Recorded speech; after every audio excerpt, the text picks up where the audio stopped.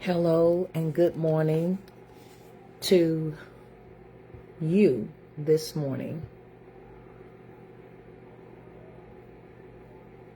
I'm going to give somebody time and try to share this information and this discussion about voting, some of the politics, some of the orders, and just straight out concern for our involvement in voting, or this voting process that's coming forward. So if you're on here with me, I'm going to ask that you would share. And even if you come on late, I want you to please share. And then if you're on here, let me know that you're on here, okay? Say hi, say something. But I don't get a chance to speak, or I've waited for a minute before I have spoken to the public about many, many things that we have going on, hoping that many of it would pass Drew County. But now it's gotten to the point that we must speak out. We must say something. So like and share this video. Let me know that you're on. I'm going to be watching from a different angle to see if that we have going on. Hope. Okay, if you are here, let me know that you are here. Okay? I want to know that you are here.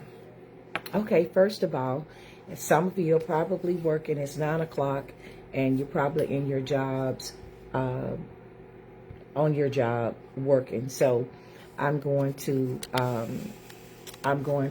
do my best to talk to you a moment about some of the things that's going on in the country, and to alarm you that we have a responsibility to get out and vote. Okay, so I want to officially introduce myself. This hat for me is serving as the president of the NAACP Drew County Branch, and it is our mission, a part of our mission as an organization of advocates.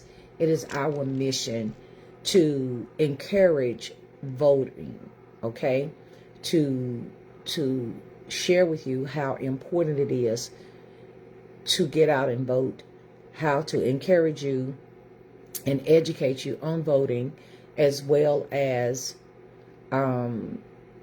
sharing details and information on just why it is so important for you to vote. Okay, so I'm going to sound the alarm right now and let you know that it is time.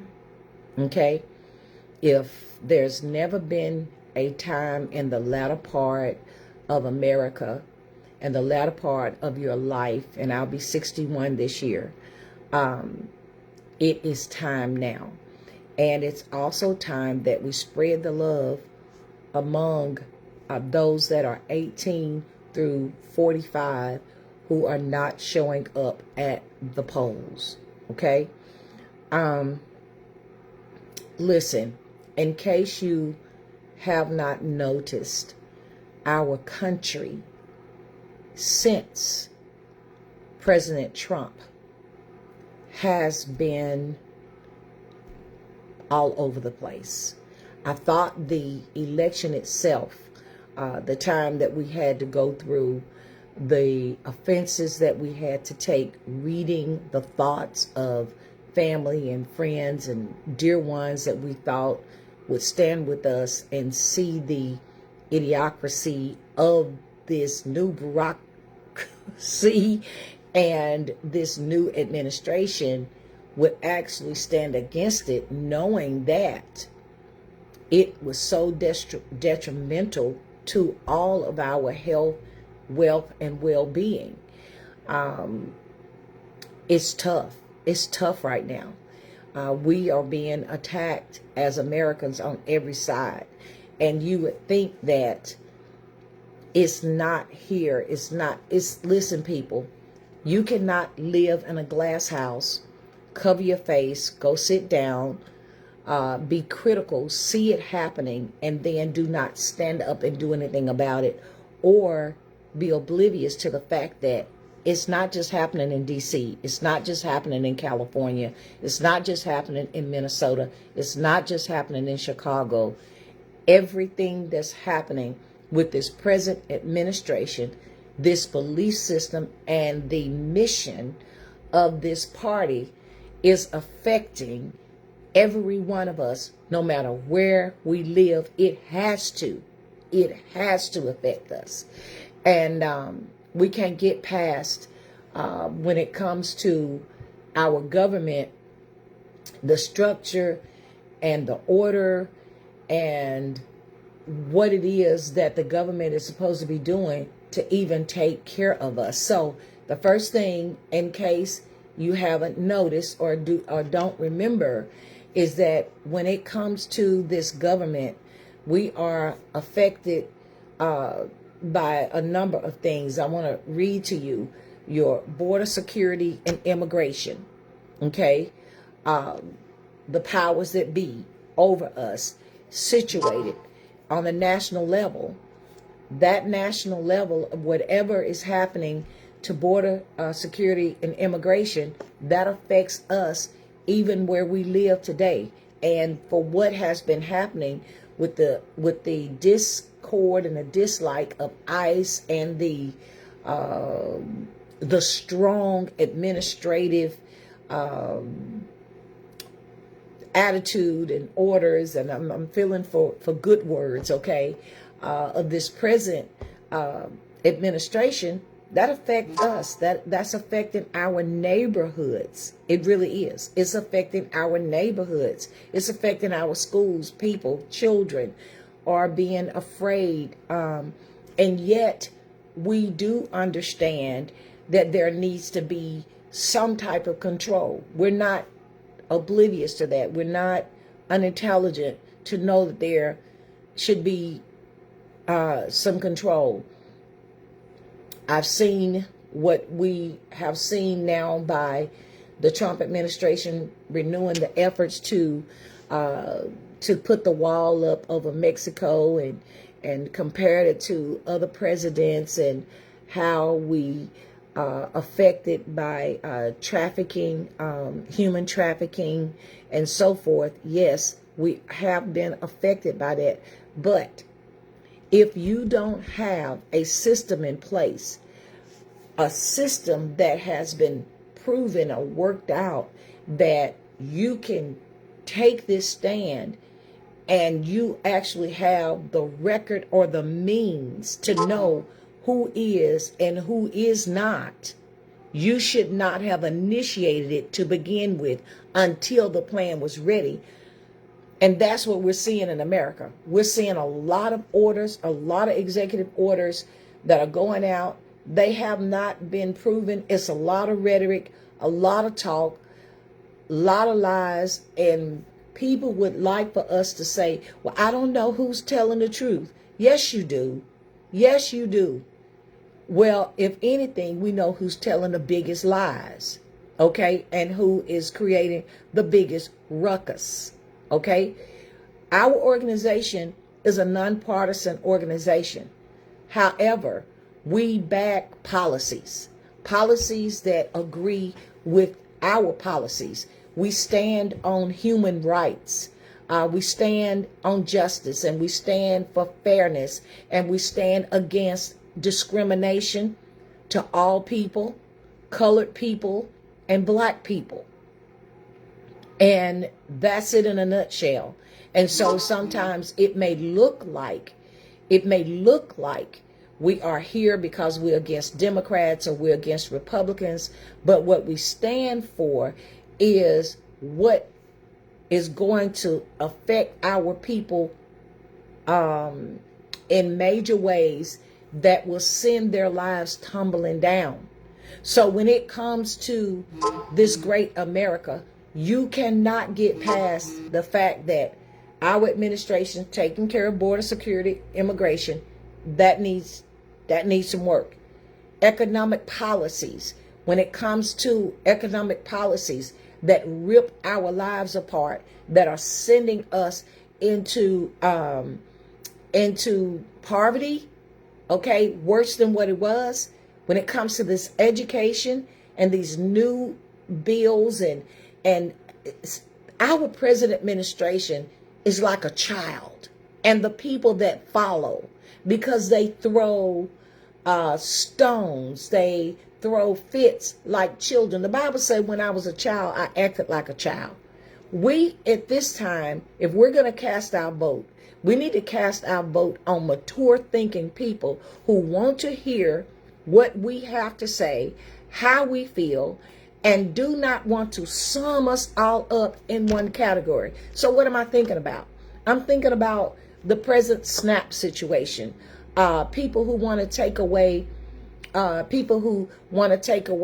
privilege of being able to help people who can't help themselves. Now, we understand that there are people that will fraud.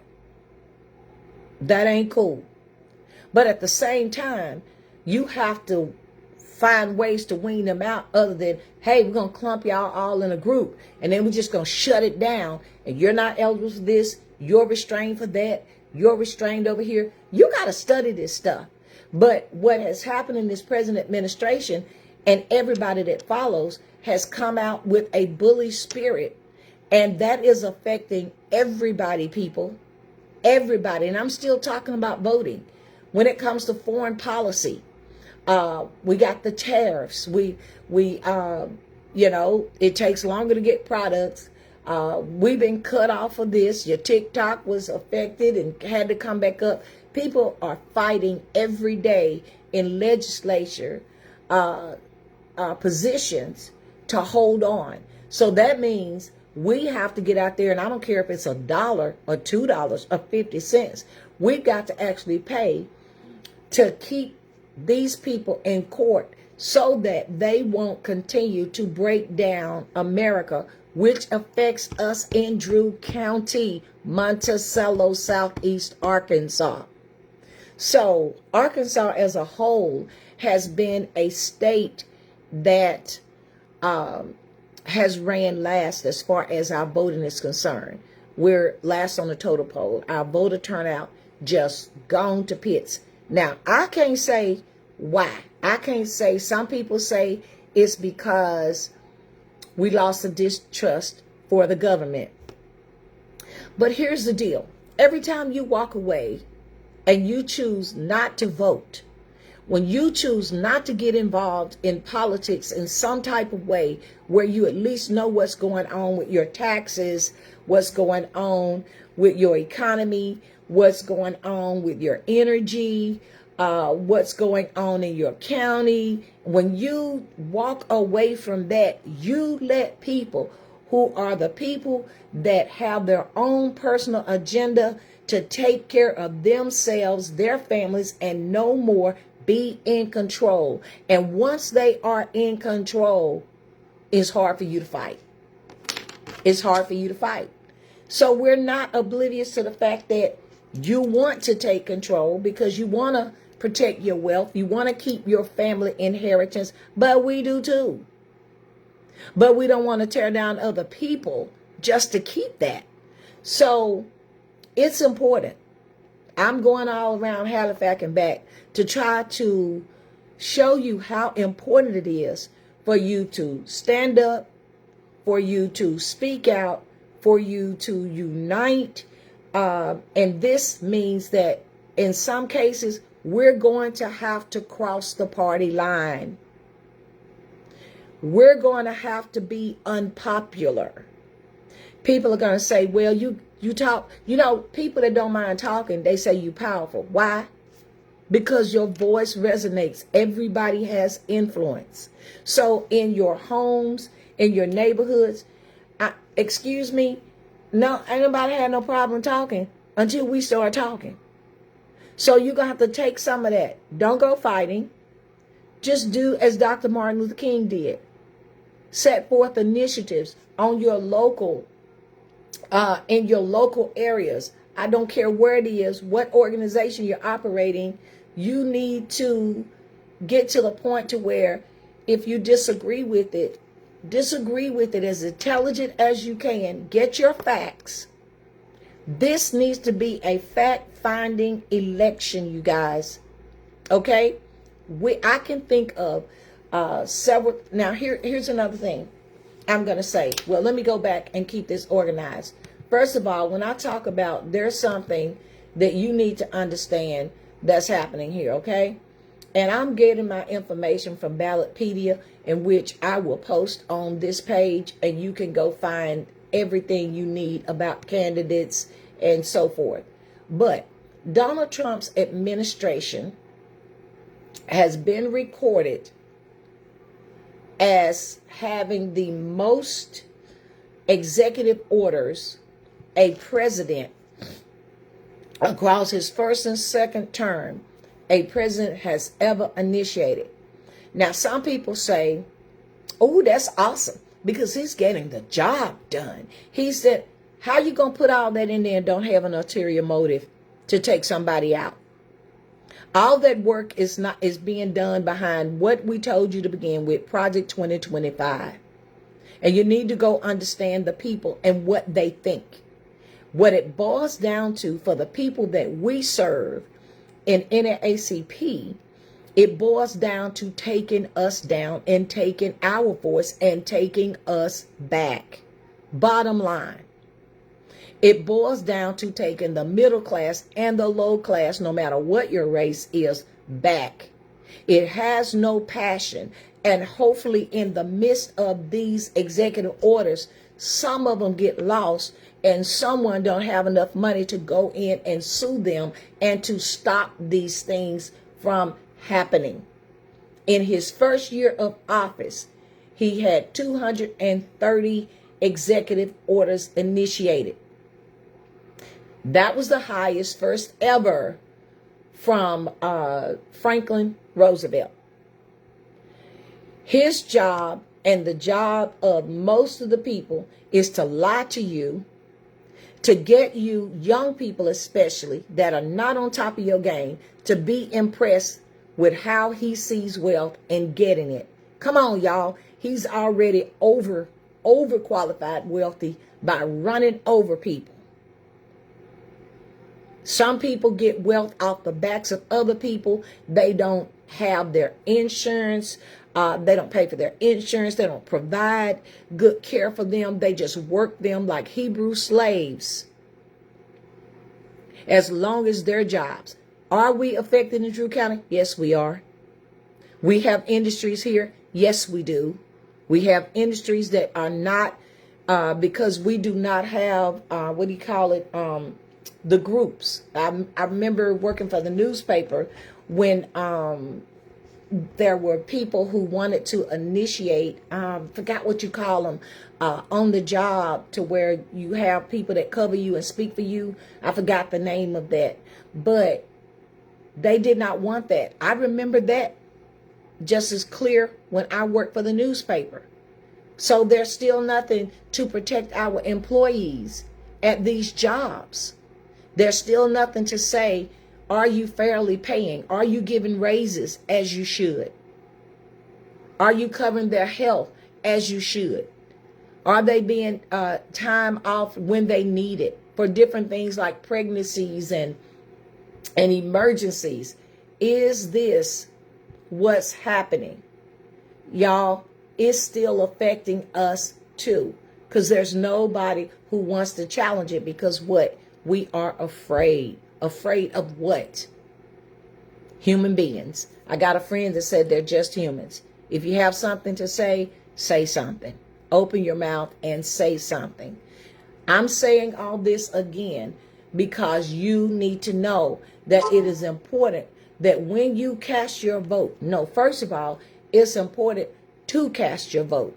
It's important to know that if you're 17 or your 17-year-old, your 17-year-old is turning 18 before election, they can register to vote and vote. It is important for you to know that if people that have been incarcerated, if they are off paper and other circumstances that are going on, it's important for you to know that they can get their vote restored. But you won't know unless you get the help and you go do what's necessary. It is important for you to know that your mother, father, neighbor that is in nursing home can still vote. They can still vote absentee voting. You be their representative and you go and get their vote so they can be counted. It's important that you know that your disabled adult child can still vote. Those with disabilities still can vote. It is important for you to understand that you need to register and that you need to find focus groups. Your churches, your organizations need to discuss policies, procedures. Listen, another thing that irritates me in the state of Arkansas is that landlords, we don't have enough law to cover landlords who are slumlords. And we have slumlords in Monticello. We need to be doing things about this. There is still injustices that are being practiced. There are still people behind closed doors. One organization won't give NAACP the time of day because in her mind, we're not affecting economics. We've got to talk and stand on these issues, and it's time. It is so time. So this year, before you vote, here's another thing you need to know, that those of us that run for office, we don't have to have degrees. We don't have to have experience. And that has been affecting our system. It has been affecting our law and order, our agencies, to have people in place of authority that abuse it and mishandle law that they don't understand. So we've got to hold people accountable, even myself accountable. We have to be willing. Your candidate should be willing to learn, willing to be involved in municipal leagues and things and training that teaches them how to do their job effectively instead of doing it by economic status, color, party, or what else? Personality. Those things that are just connect you just because. You should be able to vote for people who are willing to have a conversation with you. Think about these candidates locally who don't want to show up and talk to you. Think about them who get on social media telling folks off. Think about their attitude and their lies that they have told and the many lies that they have ruined. You've got to start thinking, people, and think for yourself. Don't be so impressed. But I guess you could put it like this. We're never going to have people. We're going to always have people, okay, who are going to take care of their four and no more. So as long as they're getting their initiative taken care of, hey, I'm cool. I'm good. But Southeast Arkansas, you need to wake up. You need to talk to these people. If you're running for office, I want to know, what is your vision? What is your mission? And then if you have any concern in an area, you have the right to ask, what will you do about this? Here's a biggie for me with everybody who's running for office. How much of this Trump stuff are you supporting? Are you far, far, far right that you don't want grants for people, that you're striking down? You're not listening to teachers and their education. Are you supporting that? What are you doing when you say, hey, I'm pro-life? Okay, So here's my question to people who have taken one thing to try to get everybody that's religious. So that is different from religion and being a saint now.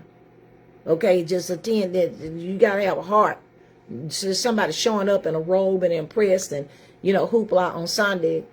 These are the people. Anyway, so my point is, what is your take on helping those people that continue to, if they have babies, you have blocked them from making that decision over them, which I'm not saying that I condone, but what is your initiative to help those if you are still trying to hurt people who have housing, who have food stamps, who get something, I guess? Do they still have the T program?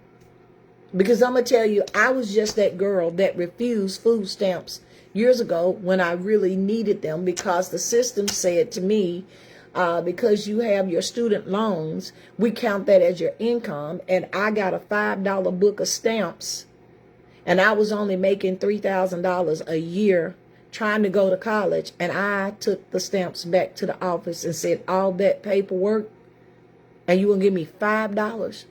God gonna take care of me and my baby. But what I won't do is get connected to a system that has no sensitivity and no real direction. Now, that law changed, but that was a hot mess. But I understand that there are still people who need the help, and there are some people that need to go to work. So I'm going to encourage y'all, whoever you are, get up off your tired self and go to work. The Bible says, if you don't work, you don't eat. So if you're sitting around crying and talking about, I can't take care of stuff and I can't eat, but I still can't work. No, I still don't want to work. Or you're being choosy about where you work when you know you need to eat. That's a problem. That's a real problem. So we still have to hold ourselves accountable for the things that we need to do. Okay? As much as accountable for learning who it is that we're voting for and getting us and our neighbors out to vote. Don't do it and you're not accountable. I'm going to say that too, because there are some people that are weighing on the government because you are trying to always, do things to get out of doing the right thing. We're not pushing that at all. Not at all. Another thing we need to be accountable for is being the type of people that's not so easily distracted by things. I'm trying not to talk like a preacher, but things that are around us. Let me put it like that. If we're going to party day in and party day out, then we just about going to get what we deserve. How you going to even have a mind to think if everything else is going inside that brain and everything else is going down to your liver? At some point, you need to realize and you need to grow up and recognize you are a part of this history. You are a part of this voting system.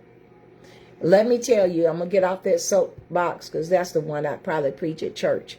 But let me tell you your latest situation that we're looking at. And I'm interested in any candidate that wants my vote. What are you thinking?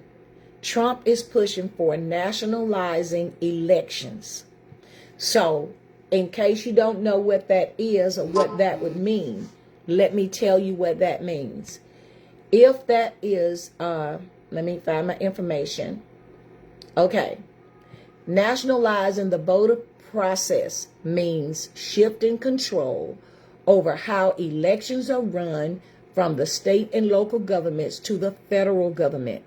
This would involve creating uniform national standards for things like voter registration, ballot access, early voting, vote counting, and election security. So why is he trying to do that? He's trying to do that because he's acting like a kid. And when he lost, he think he should have won. Hadn't anything been wrong until then. Yeah, you see it. I've seen it on television mainly, and I suspect it will happen where people buying votes and that kind of thing. If you watch TV, they ain't just making up stuff. That thing is happening. I just hadn't seen it firsthand, but I don't want to see it firsthand. But I have been wondering, how did this, and then what does that mean if somebody buy a vote anyway? They might pay somebody to come vote for them. I know that probably happens. They may make promises to them, big fund, I'll fund this if you get your children, your church, your nationality, and all them out to vote for me. That stuff happens. It's part of politics. It happens. So why are you still mad? What the people say, mad or not? You're still angry because you lost. So you come back into an administration and you bring all these people with you. Okay? So if nationalization happens, basically I'm going to go through it exactly as it's written, but I want to make it in layman's term. That means that the state doesn't have control on the voting process, but the voting process will be nationalized across America. So basically some idiot could run again and all people could run, and instead of, well, let me just put it like this. Here's what's happening now. Our United States Constitution gives state primary responsibility for conducting elections. We set our rules according to the voter ID laws, voting machines and technology, early voting and absentee voting, voter registration, deadlines, and this means election processes can vary dramatically from one state to the next. That's why we have to get involved on our state level, because sometimes I've heard the politicians say, we can't do that. Yes, you can. Arkansas can do what Arkansas wants to do if we get the right legislature in place that represents the people and not a party and not their wealth. Okay? So nationalizing would mean federal laws or agencies would take a much stronger role in managing elections. They will be strong arming. The example would be standardized voter ID rules, universal mail-in or early voting rules, uniform ballot design, centralized voter registration databases, national oversight of redistricting and gerrymandering. Do y'all know what that means? That means redistricting. That means making the lines where people will win votes. Gerrymandering and all of this would maybe clump all black people in one ward. Let me use that.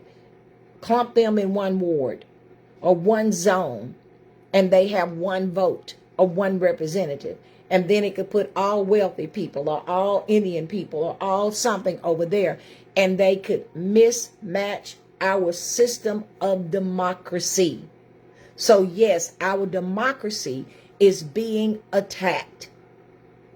And you got to understand that. If you stand on anything, stand on business that involves everybody's concern and everybody's heart. Okay? Whew. Did I finally get that off my chest? And I've been waiting, because these are the things and the responsibility as a president to let you know that we strongly believe in ethical practices of the law. We strongly believe in justice and fairness. We strongly believe in equality. We strongly believe in unity. We strongly believe in policies that affect everyone in a more positive light. And so historically, y'all got to understand, though the Voter Rights Act of 1965 is full, though not a full nationalization, it gave our federal government power to oversee elections in states with a history of discrimination. So it boils down to looking at things like the John Lewis Voting Rights Advancement Act, a Democratic-led bill that aimed to set federal standards for elections that stamped out racism and restored our voter rights back. Some critics say it weakened everything to have these laws in place. But no, it gave us rights. Do y'all see? John Lewis Voting Rights Advancement Act, Voting Rights Act of 1965 were in part nationalized rights, but for right. If this is addressed, this is serious. Trump ain't worried about, and his followers are not worried about us. And his party is not, all of them are concerned. But what I'm going to say, if you are concerned, then stand up. Be strong. Be fierce in what you believe in and stand for what is right. It's time to just do the right thing. That's what we do. Okay? So listen, this is our voter turnout in conjunction with our voter turnout campaign as NAACP and in Drew County. And so why don't you go to that page? It's called Wake Up Southeast. And that is being hosted by the the NAACP Drew County Branch to educate you on voting. And as soon as we can get the time to share with you, we have the primary, the preferential voting is coming up on March the 3rd. That means that people in a party, say for instance, 2 Democrats were running for sheriff, 2 Republicans were running for sheriff, then you would have to get down to 1 representative. That means you get out and you go vote for that representative, okay, to come down to 1. So don't think that March 3rd is not important. You need to go March 3rd, and you can choose the ballot that you want to vote from, okay? And you can cross parties if that's your desire, okay? Then you get a chance to, once that is resolved, if the vote is, I think is 50, if he didn't win the vote by at least 51%, then you have to have what is called the voter turnout election. I forgot, a break the tie anyway. But you have to have that election. And then if that is held and it comes down to who is your Democratic representative, who is your Republican representative, and if people use the strategy of being independent, they don't have to go through any of that. They will be on the ballot on November 3rd. That is important. Drew County, we have election for all city officers, offices, county offices. That includes from mayor to city council to city clerk, those things, the judge, the sheriff, the quorum court, those positions, and also our school board election. Many of these do not have candidates that are running against them, but then there are some that do. You need to figure that out, and you need to get in. And then some of the state offices that are being run for, they don't apply to everyone in Drew County, Monticello, but they may apply to other parts of Southeast Arkansas. So if you cannot get to a candidate forum to ask questions, to talk with them, call them, find their number, bring them to the table. You and your organization ask them, and listen, if they refuse to talk to you, they're not somebody that you need to vote for. I'm going to say that and stand on that. You don't need to vote for anybody that don't want to have a conversation with you, whether they shame or not. If you're going to run, you need to run. And if you are true to your word, you need to let the people hear you.